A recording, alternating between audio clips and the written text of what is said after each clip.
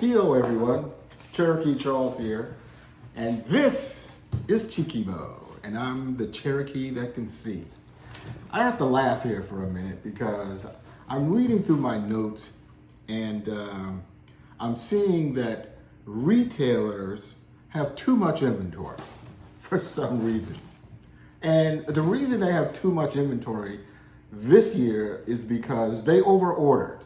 And they overordered this year because in 2021, there was a lot of money floating around because, as you know, the Federal Reserve Bank printed all this money and sent it out to everybody. And so everybody had all this money and we were buying goods and services, but a lot of the retailers like Home Depot and Walmart and Target, like they didn't have goods, they didn't have stock.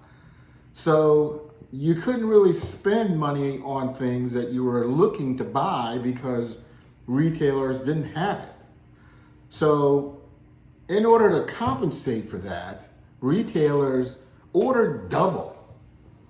They ordered double what they really needed. And they thought the projections for sales were going to be much better once COVID eased and the supply chain problem eased. They thought that, people would be going out and they would be buying up their inventory. But what really happened, unbeknownst to them at the time, is that we got hit with inflation. Inflation shot up 8.3, 8.5%. And as a result, the Fed started choking down the money. And so now we're dealing with this inflationary problem, and the stores have too much inventory and they're gonna have to find a way to get rid of it. So the good news from that is this: there are big sales on the horizon because retailers have to get rid of this inventory that they're carrying. So that's good for the consumer because we get to buy appliances and goods that are going to be on sale. So look for that coming down the road in the future. So I know that right now all eyes are on England and Europe, and they're looking at Queen Elizabeth celebrating her, the Jubilee celebration. And since eyes are on Europe, I figured I would take a minute today to talk about Europe and what's happening in Europe with inflation. And we're going to look at inflation in what's called the Eurozone.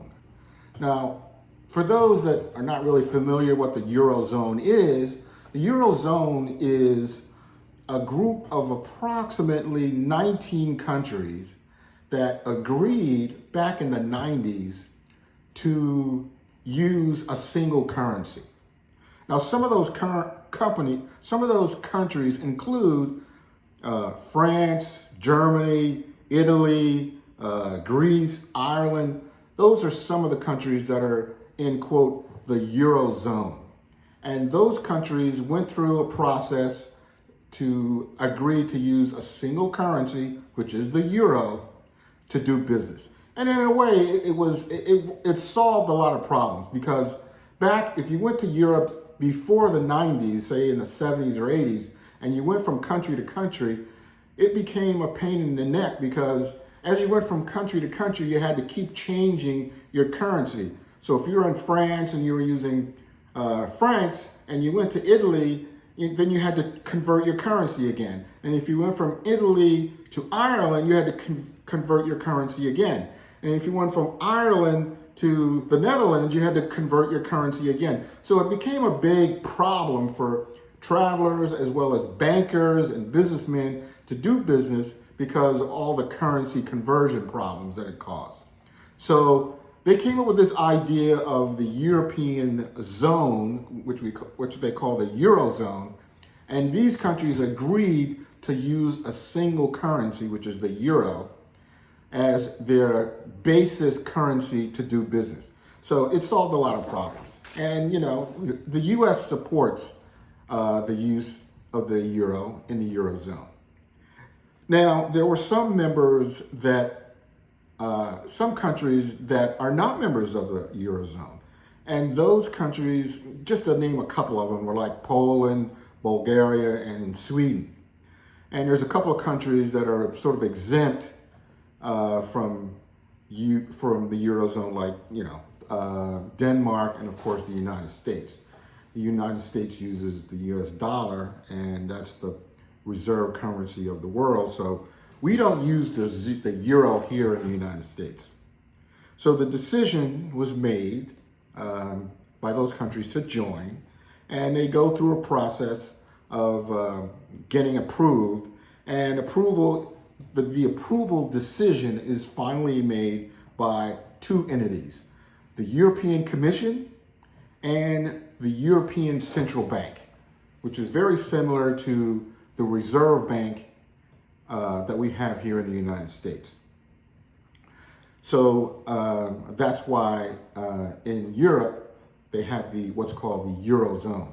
Now, in the Eurozone that's being reported now, they have, and here's a big surprise, they're having inflation problems. Back in November of 2021, inflation in the Eurozone was approximately 4.1%. However, this year, just reported in May, inflation in the Eurozone is shot up to a whopping 8.1%. That's incredible. So in essence, inflation in Europe has doubled since November. Now, it's no surprise, or it shouldn't be a surprise to anyone, that inflation in Europe is as high as it is, because they use similar banking systems that we use here in the United States, and they follow similar monetary policies that we follow here in the United States. So again, if they want to stimulate their economy, they do the same thing that we do here in the United States. They print euros and they flood the market with euros to stimulate their economy. And vice versa, when the economy is too hot, they cut back on printing more currency like the euro, and that is supposedly going to cool down the economy. So it's no surprise that in Europe, in the Eurozone, that here we go, they have inflation problems. So it'll be interesting to see how things play out. But again, I told you on this channel before that we're all interconnected, and we really all need to get on the same page. But we're not yet. I think, sometimes the leaders of these countries try and make themselves seem like they're on the same page, but they really follow their own path, and